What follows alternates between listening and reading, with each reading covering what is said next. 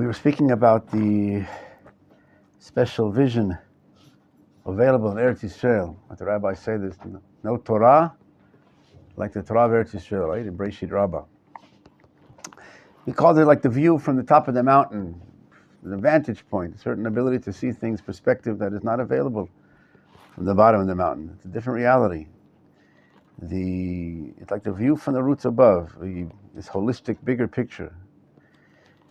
Illumination of the neshama, we explained, that this is where the neshama of the Jewish people, the spiritual essence, which is the divine ideal that God has for the world, that is the concentrated content of the soul of Am Yisrael, that comes down and is revealed in the land of Israel, a certain geographical location, like in Yeshayahu 42, we mentioned, Notein neshama le'amaleh, I give the neshama to the nation upon this land.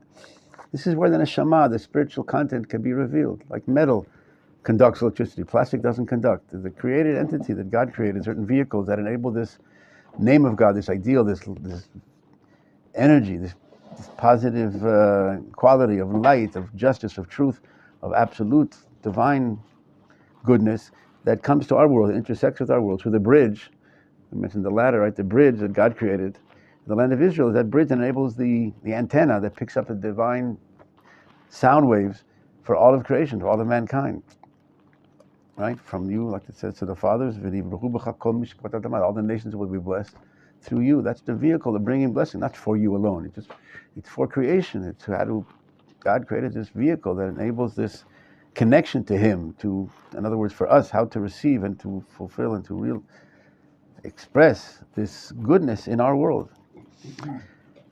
So, in other words, in Eretz Yisrael, this is where this force that unifies, this neshama, this unifying force, the conductor, that takes all the different instruments that seem to be separate and scattered, this nucleus of the, different metaphors, nucleus of the atom, that the electrons stay connected through this gravitational force of the nucleus. So to Eretz Yisrael is this, where the neshama comes down and all the forces of reality are unified. As opposed to, we said, in the exile, we saw the sources that it's in the darkness. Right? The Talmud Bavli, in the Gemara in Sanhedrin 24, we saw that the rabbis outside the land, the rabbis say in Bavel, that the rabbis in Bavel, they are chovrim, they are attackers, they each one against the other.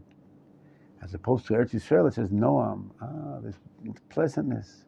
Each one sees, I see you have a point, you have a point. Interesting, together we make up the full harmony of the orchestra.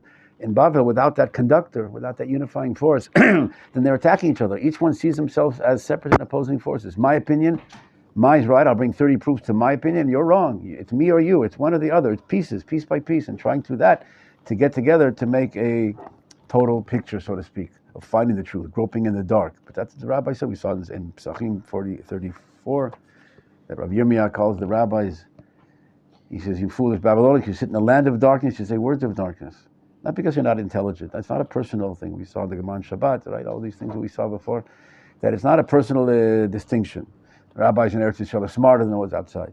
It's the place they're in, like at the top of the mountain, you see farther. The same person will see with totally a different perspective that is available in the land of Israel. And that's why, or the Maharal explains in Netiv Torah, chapter 13, the Maharal explains a little bit that Eretz Yisrael is at the center of the world. Like the point that is singular at the center of a circle, right? The center point is equidistant from all the points surrounding. There's pieces, there's particulars, there's specifics, but there's a center point. There's the root, not a physical, geographical center. It's the center, meaning the essence, the divine. Again, the concentration of that full divine, the white light, like I said before, the roots, the white light before it's diffracted into the pieces. Eretz Yisrael is that center point, that white light. And because the land of Israel is like the point at the center, which connects all the lines extending from the circle. Therefore, the land that causes the Torah scholars within it to have unity and connection. He's explaining that Gemara in Sanhedrin. In other words, the land of Israel is this central force where it's, like I said, the prism, the white light before it reaches the prism, before it's diffracted. That's how it's built. That's how the structure of reality is. We're getting this metaphysical, this physical understanding, and this metaphysical of how the physics, the metaphysics works of how this divine light and goodness and holiness and perfection come to this world through this, before it reaches the prism. Eretz Yisrael is this totality, the center. And that's why the Shla Kadosh, he's one of the 5 that are called HaKadosh, we mentioned, I think, that he says the study is also different. He says because in Eretz Yisrael they're closer to the roots. And unlike the Babylonian exile, they're in the concept of darkness. He says how, therefore, in Eretz Yisrael, they don't engage so much in heated pilpul and sharp analysis as in the Babylonian tradition. Again, when it's one against the other, it's pieces. Each one has a piece, each one has his instrument that thinks the other one is invalid and unnecessary. I have my thing, I have my truth, I have my opinion, in everything. But here we're talking like in Torah. So therefore the study in Babel is this pilpul, this analysis, this far going and back. And therefore in Eretz Yisrael they engage much more in the secrets of the divine chariot with a great matter. Right, the Gemara in Sukkah, page 28. I think we mentioned this a few times. How different students of Hillel, the greatest and the lowest. And anyway, the Rabbi Yochanan knew everything. Knew the Torah, knew the speech of birds, and knew the speech of everything that man can know. That was one of the lowest students, so to speak. Anyway, the Gemara says there, he knew the big thing and the small thing. Bar gadol v'davar katan. So the rabbi said, what is this big and small thing? He gave a whole list of what he knows there, what he learned, what he studied. And so what's this big and small? He said the small thing is Havayot Abai V'Rava. Also, the small thing is what we just said here, the pilpul, the back give and take, the back and forth of the Talmudic discussions. Abai and Rava, you say this, I say the do's and don'ts of Torah, the details, the specifics, the halacha, what we call. That's the small thing. That's big, gigantic. That's the word of God that comes through the halachot, that bring down the divine ideal to this world. So what's the big thing? The big thing is Maseh Merkavah, the Gemara says. Maseh Merkavah, that's the divine ideals, the goal of creation, how God brings the world to creation, the ways of God, the ideals behind the details. They're the details, what I call the do's and don'ts. But what's the meaning? What's the purpose? What's the goal of all that? What's it all for? And that's more the study of Eretz Yisrael, he says. In Babel, in the darkness, there they study the that's all there is. You have the details. You don't have this illumination of the neshama, we said. The neshama was revealed, expressed, right? Yeshayahu, where? What chapter? 42. Notein neshama l'amalea. Said it 4 minutes ago. They give the neshama illuminates, is manifested in this world through the nation on the land of Israel. That's how it's built. That's how, again, the physics and metaphysics of the world. That's the bridge that enables us to connect. So therefore the study is also different. When you're in the dark, you touch the details, you feel this, and there's an advantage of that. We mentioned that the detailed study gets you to, like the blind person or the person in the dark feels that every nook and cranny, every detail, where the bigger picture, he goes right to the conclusion. He sees what he wants, he sees this holistic view, but maybe doesn't pay as much attention to the tiny details of everything. And together they make up the holistic picture, both the details and but at Babel, all they have is, he says this, you're far away from the roots, you have the darkness, you have the pilpul, the dignity, attacking each one. As opposed to Eretz Yisrael, what do they focus on more? The ability to focus on what is the bigger picture, what's it all for? And that's very important. That's very necessary. So I wanted to share with you, there's a lot more sources on this in the Talmud and the Midrashim. But I want to share with you the words of Rav Kook on this topic. There's a whole chapter in Orot Torah called the Torah of Eretz Yisrael, as the Torah of Chutz La'aretz, chapter 13. So there's 2 sheets. So first you take the one sheet, maybe you'll take the second sheet, and then both pass it back the other way. That's sheet number 2. You'll see by the numbers of the lines if you got all the sheets.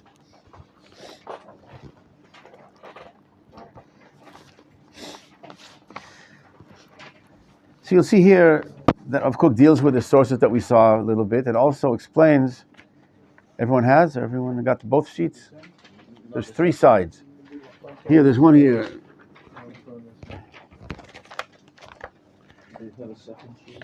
Here, there's another second sheet.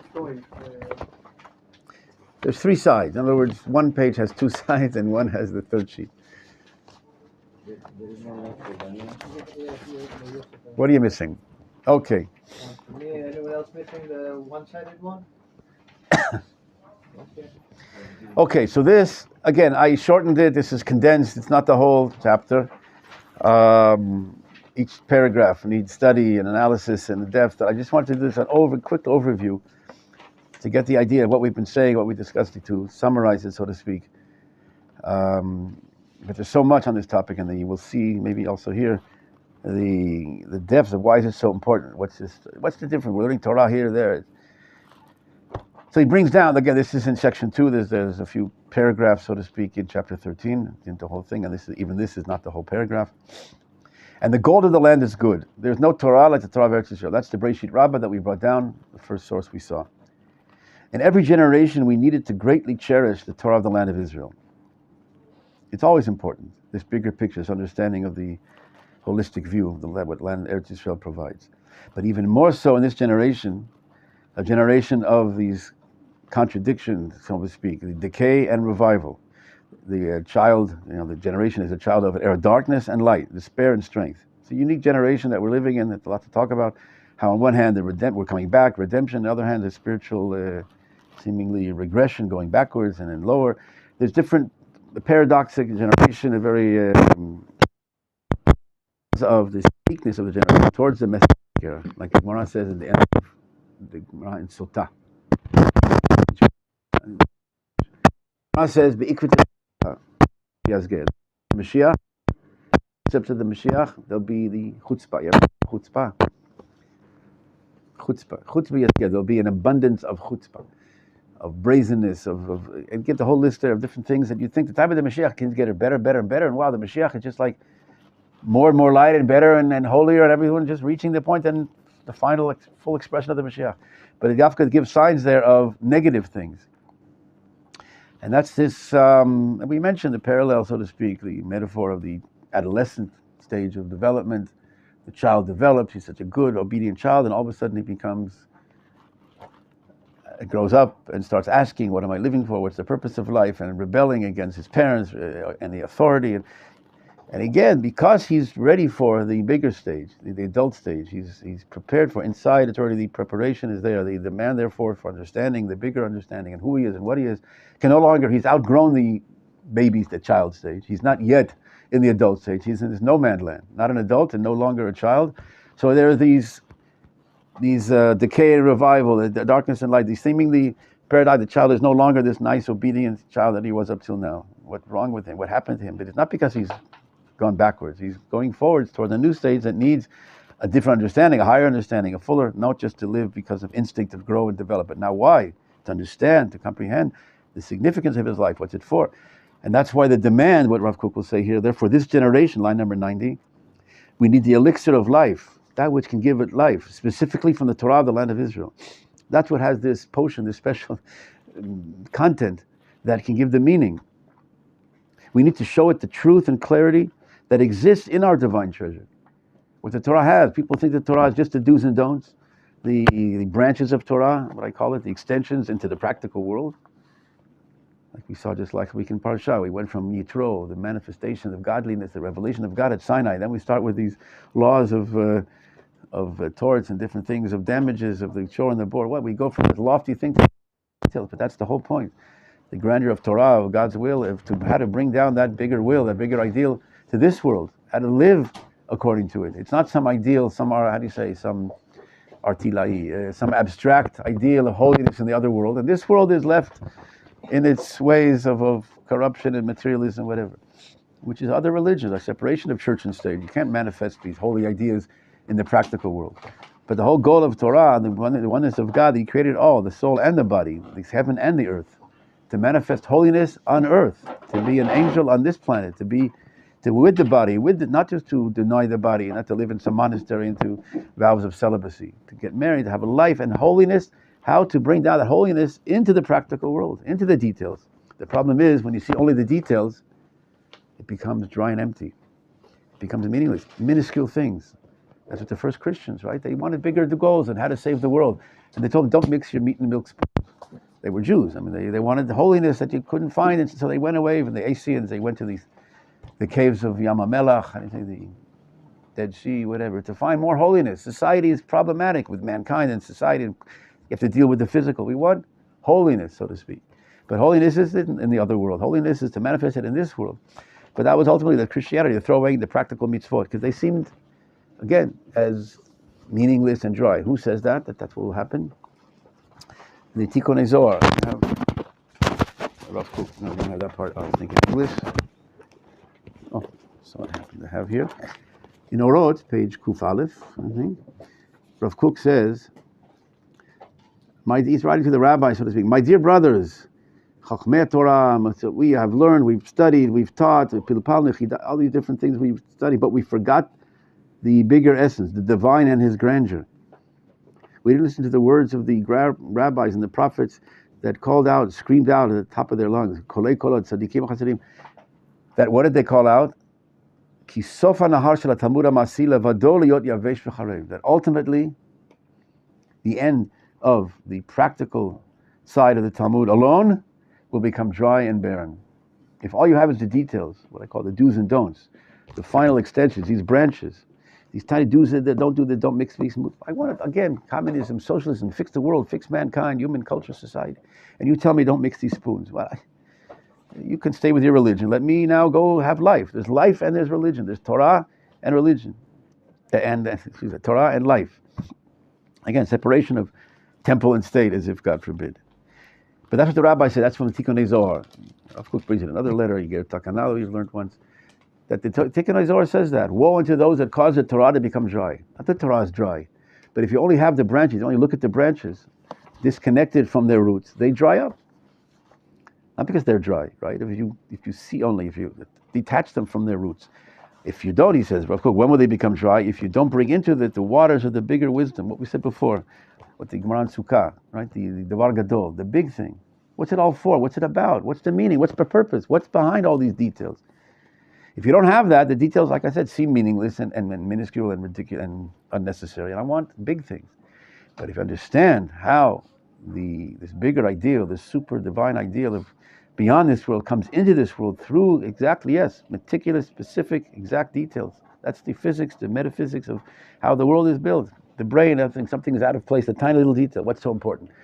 But that's how it's built. It's that the life depends on a certain exact, like I said before, metal conducts, plastic doesn't. There's things that are meant to conduct. These are exact conductors.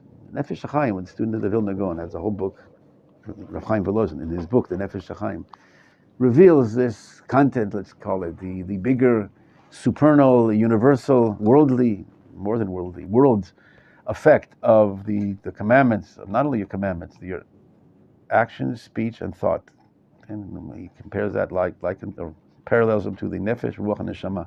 Anyway, the effect, the efficacy of what we're doing, because they open up valves that bring in waters from above, way above.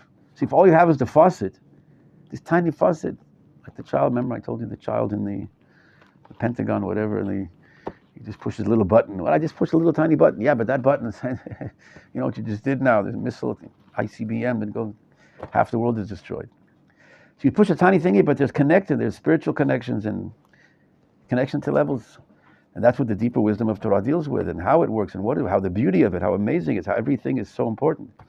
Each detail is now infused with infinite meaning and purpose and meaning. But without that, if you don't bring into the waters of this deeper wisdom, the rabbis told us, forewarned us, there'll be a time when the child is young, he just is obedient, does without understanding, just do this and don't ask questions, and that's enough. But the child grows up and will start asking questions, and because he now demands and is ready to understand the bigger picture, what the Gemara says there, the Davar Gadol, the big things, which is what the Shlach Kadosh says, what we study in Eretz Yisrael, is the ability to study this bigger holistic view. So that's what Rav Kook says, we always needed this, but now this generation needs it specifically to show the truth and clarity in the thoughts and categories of the Torah, and the beauty and the fluidity, the pleasantness and splendor. You see it in line number 94, it's in English. I must say that this was not I put the thing quickly into AI, and I had to fix it a little bit here and there, but it did a good job of translating, because this would have taken me hours to translate this. So within a few seconds, I have it. To show the pleasantness and the splendor that exists in its practical commandments, the description of all life's waves according to it and within, and how it is both a Torah of truth and a Torah of life together, which Rav Kook has letters in Reish Ayin Dalet and other, how it's so important to understand this connection of Torah. It's not Torah and life. It's not religion and life, spiritual and physical, heaven and earth, church and state, God forbid. The Torah is the Torah of the life, the opposite, super life. How to live your life connected to, plug into that with the real, the deeper, higher meaning of life. But unfortunately, Torah was seen as something that opposes life. The writings of the original pioneers, the settlers of Eretz Yisrael, that saw Torah as an obstacle. We want to build a nation full of vitality and government and politics and economy, commerce and industry. And you just tell, you have Shabbat, your Judaism as religion, like I said, you're keeping your separate spoons, milk and milk. So they really, not just ridiculed, they rejected it. But not just because it was too hard to keep Shabbat. They danced the Horah, worked all night, danced all night and worked all day and drying up the swamps. They were willing to sacrifice their lives. What, it's too hard to put on tefillin? Not because it was too hard. They thought it was meaningless, ridiculous. Keep your religion. That's anti-life. We want fullness, not some pagan old things that darken and keep you separate from life. Not knowing that the Torah is like a super life, how to attach your life, how every meaning becomes full of greater values and ideals, greater than all the isms that you could make up. But that they weren't exposed to. And that's why Rav Kook says we have to do that. And that's the Torah of Eretz Yisrael more, this holistic vision, as we'll see. For this, we need to taste and let others taste the flavor of Torah from its depths and foundation. And this cannot be felt, grasped, and experienced except in the land of Israel.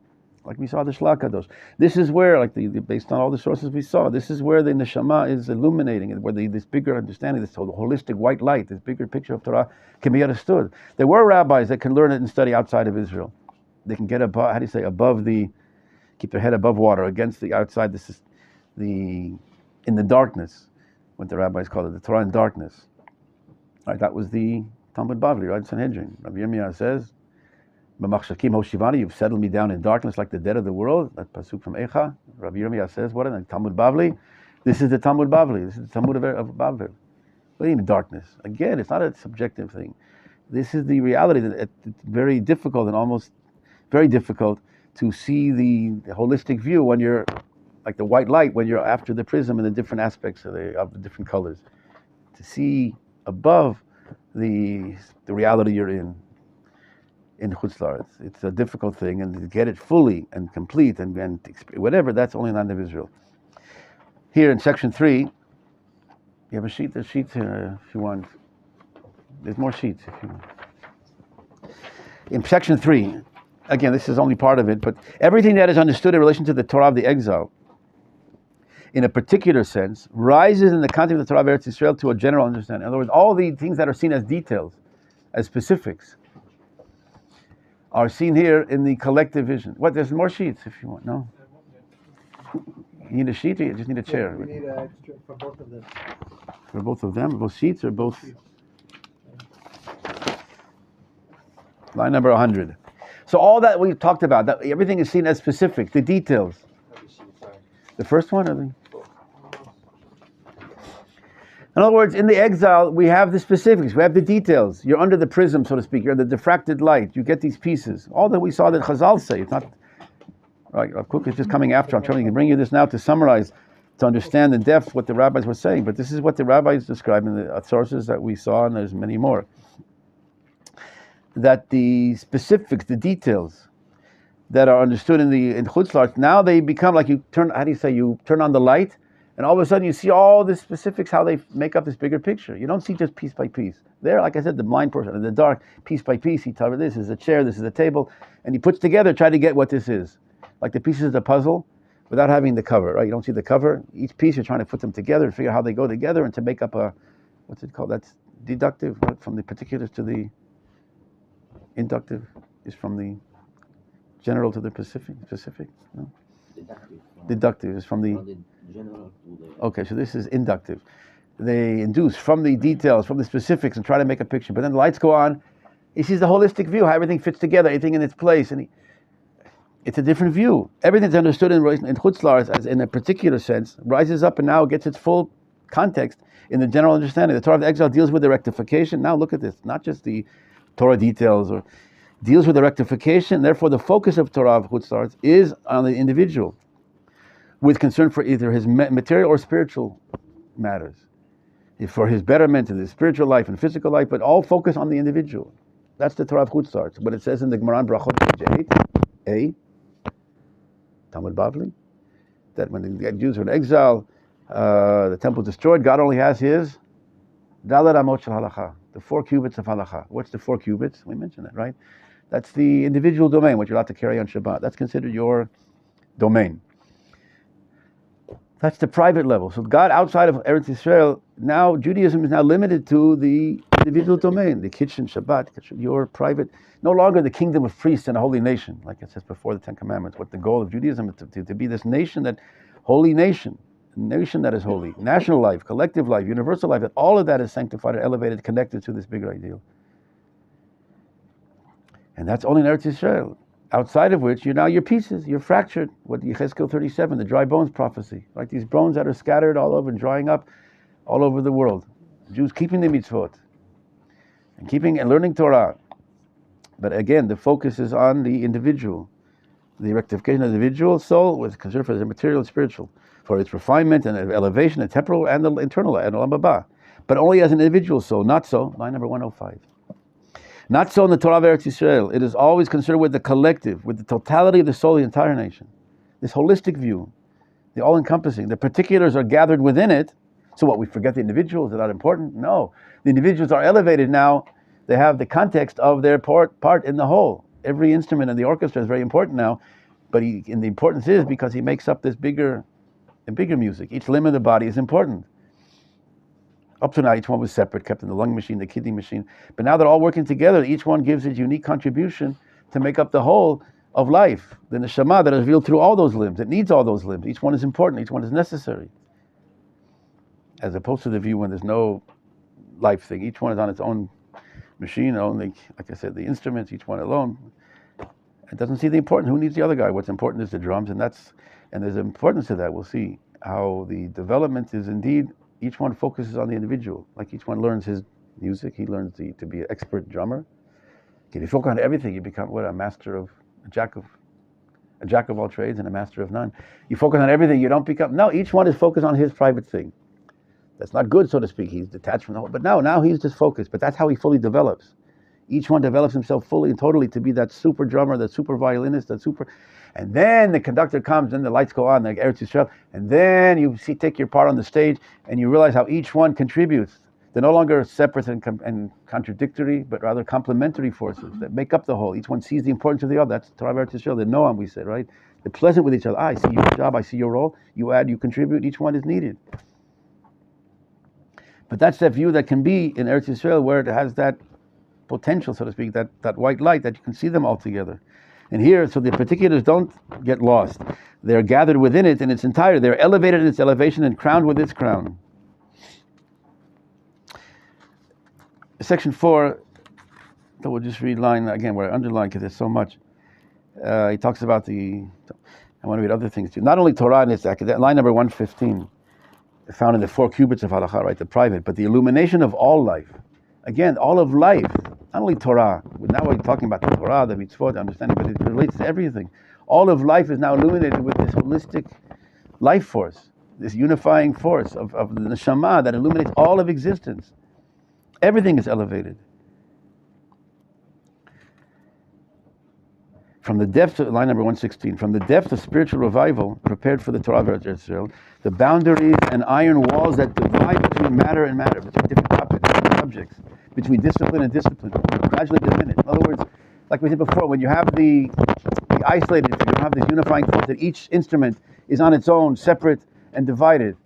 Philosophy, music, and art, everything is seemingly to go together. But ultimately, the walls that divide them will diminish. The entire spiritual will be surveyed in the air of this life, the soul of the land of this holistic, encompassing view, all-encompassing view. He brings down the contradictory, so to speak. The glory of life, the desire of mystery, the flash of dialect, specific, the witnessing of the arrival of the nation, right, on the land of Israel, the clarification of laws, the details, the expansion of vision and poetry, different, how do you say, disciplines that seemingly are separate. And all these and similar matters have been the exile in the way of the world before the days of the revival that we now standing behind our walls. Up till now, in line number 126, they were judged as distant from each other and contradictory each other. Separate, isolated.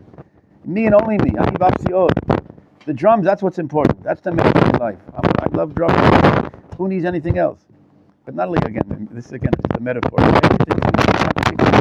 But rather they all stand, not contradictory, but complementary. They stand before to be unified in this bundle, this can translate bundle, but this oneness of connection and true unity. And each one assists in its fellow for its expansion and deepening, for its spread and its perfection. It doesn't come to contradict. It's not only him. The opposite. One adds to it. Maybe I'll just read to you a few other things before we go on.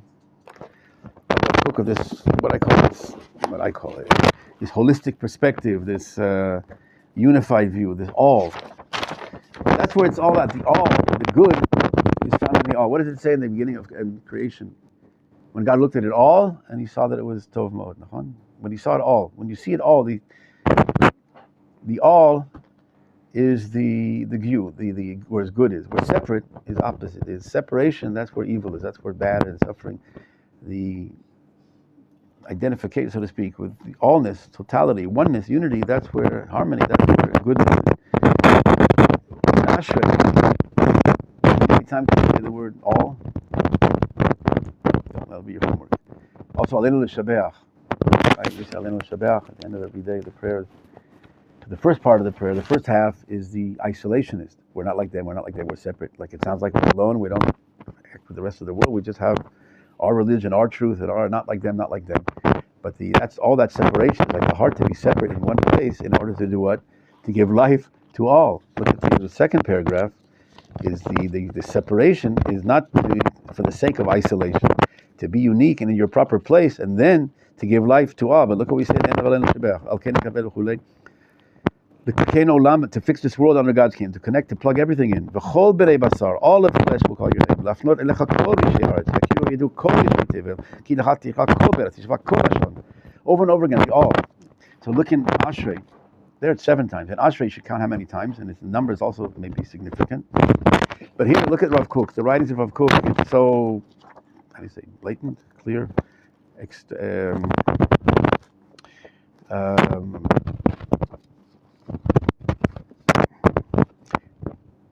he says how human wisdom and philosophy deals only a certain part of the spiritual world.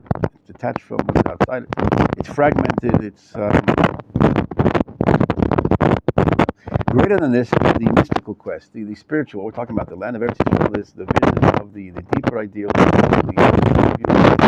what do you call it? The skira achat, the single survey, the bigger picture of Torah, the divine ideals, what's behind the details.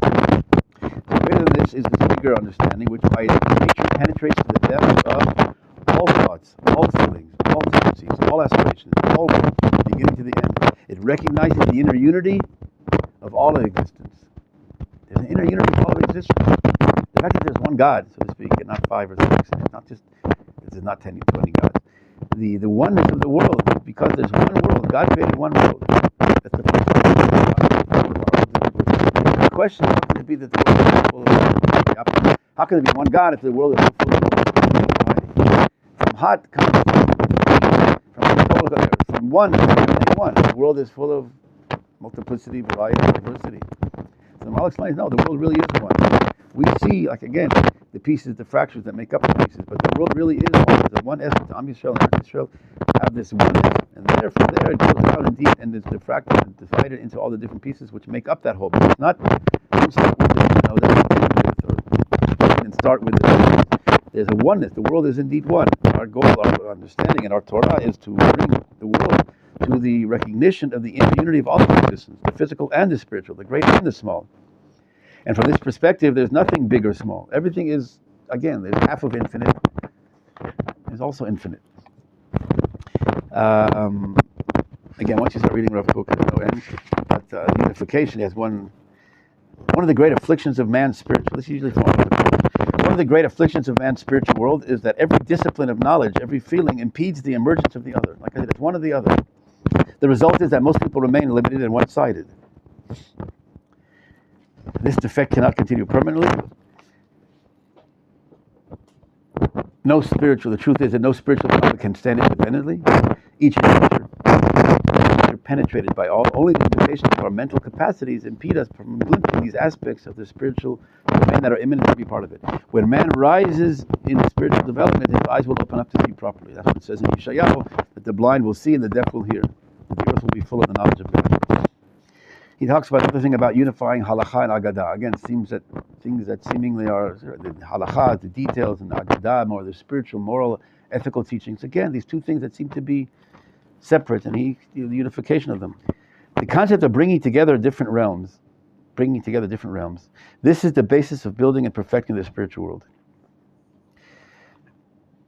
After the analytical disposition has done its work of analysis, like I said, doing the details, each one learns his instrument and specifics and the details and knows it too.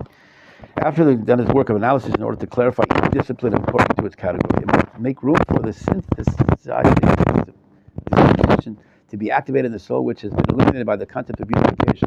Thereby will all knowledge, all the spiritual disciplines in their respective categories be revealed as different organs in one enduring multifaceted body that is illumined by one enduring multifaceted soul. Again, the one that is revealed in the many. That's what the Sfat Emet, the Rabbi, right? That's what Emunah, seeing the one in the multiplicity. Because it's not just, artificial synthesis of separate things to put them to one, to make them into one. It's one that was now fractured into different pieces. It's returning and exposing and revealing the inner unity that was the true source of them all. That's what he says here later. This unification is only the disclosure of the unity that has always existed below the surface. You're not making something one.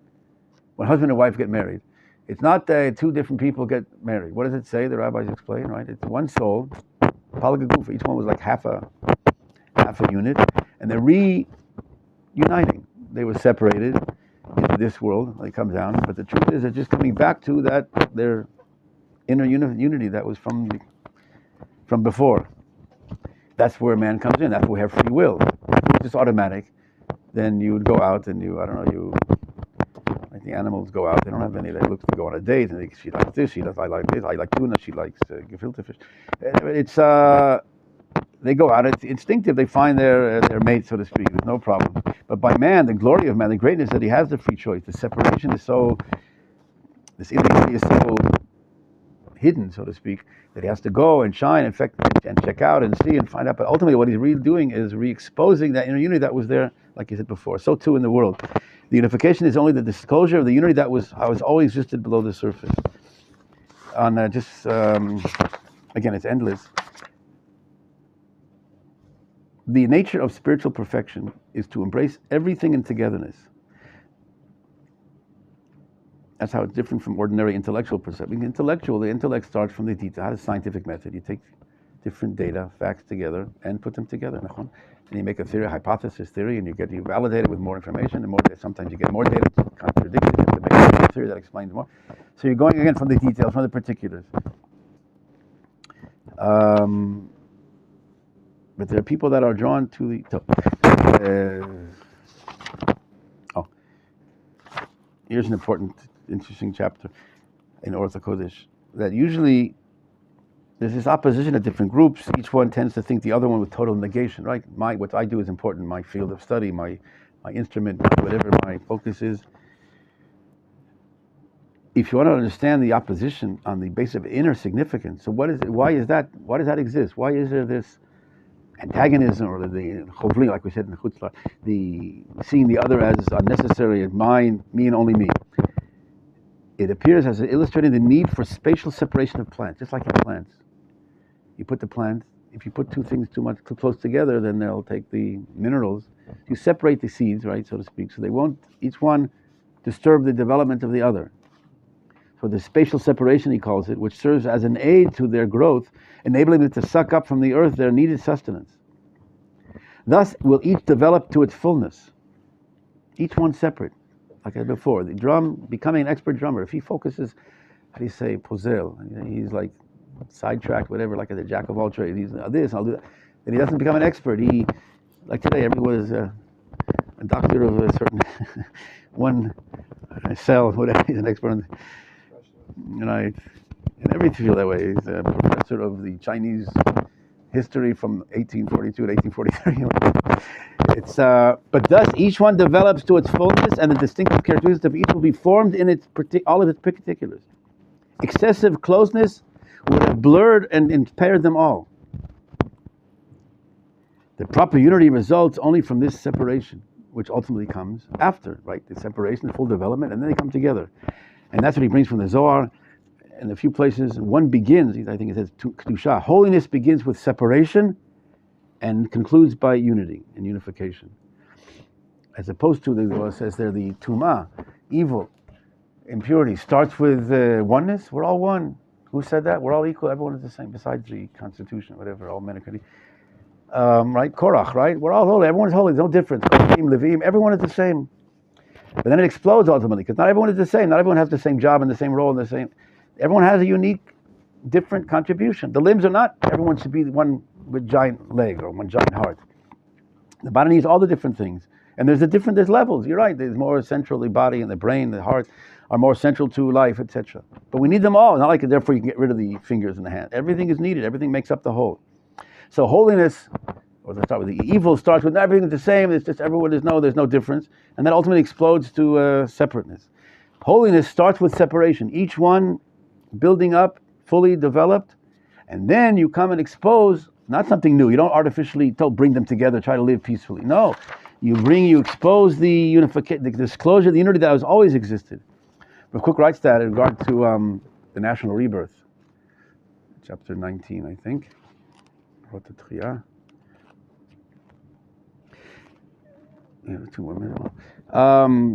secret of the redemption and the resurrection of the nation and the land of Israel has to go according to the prophecies of what it says. I think Yirmiyahu. Zarati Beit, I planted this house of Israel and the house of Yehudah. Zera Adam, Zera Beima, the seed of man and the seed of an animal. The Gemara says on that Chulin, Zera Adam Lechud, this one separately, that one separately. Each one has to develop separately. Let's call it the physical and the spiritual. Each one, the spiritual side of the nation of Israel, the holy, the spiritual, the religious side, and the physical side, rebuilding the land, the government, army, commerce, industry. Each one has to develop separately. Rav Kook explains that the completion of the form of it all, there are those that God organizes, so there are souls that are oriented, noter, that they inclined to the practical building, to settling the land, to shifa medinit, governmental, political aspirations, to build a government, an army, and they have to develop fully. And there are those that more have an inclination towards the spiritual, the abstract, the other, philosophical, whatever, the worldly, not worldly, the divine, ideals and goals of etc. And each one, he says, have to develop fully, separately, so to speak, each one in their own field. And then, dafka tipusim meleim mashpiim elu yafel elu. Dafka complete characters complete each other and join and make up a full, what we're supposed to be. In other words, a full nation of a healthy body and a healthy soul. If it was, each one was, what did he say before, abstracted by the other, like half time you're building the physical side, but wait, maybe I should be in yeshiva. The guy in yeshiva says, no, maybe I should be out planting and working the field. Each one has to develop fully, and then together these full characters, so to speak, build up the whole symphony orchestra that needs fully developed experts in each one of their fields. So the same idea, that seemingly it starts with separation, but like I said before, we start with separation but the separation is to develop fully in order to give that blessing to all, to the collective, to work together. So there's much more, but we have to go to Mincha. We will continue. B'ezrat Hashem. That's the Torah of Eretz Yisrael. A little bit.